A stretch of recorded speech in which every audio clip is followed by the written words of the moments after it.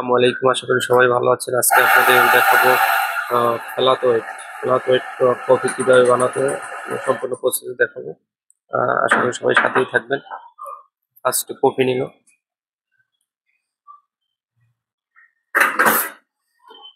Coffee নেওয়ার পরে এটা ফ্রেমে বসানোর পরে এখন ছোট কাপে কফি নিব, সিঙ্গেল শট কফি ছোট কাপে। এটা আপনি যদি মেশিন এটা যদি বন্ধ থাকলে এই জায়গা থেকে স্টিম ছেড়ে নেবেন, ছাড়ার পরে বন্ধ করে তারপরে কফি নেবেন, এটা কিন্তু পারফেক্ট হবে। এখন 60 ডিগ্রিতে সেলসিয়াসে এটা মিল্কে গরম করব, 60 ডিগ্রি সেলসিয়াস। এবার মিটার নাই, সরি, করতে করতে একটা পরিমাপ হয়ে গেছে তাদের।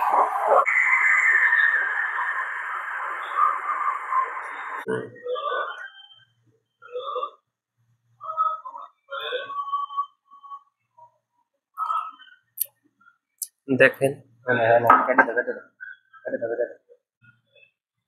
দেখেন ভাই, আমার এখন ডিজাইন করব।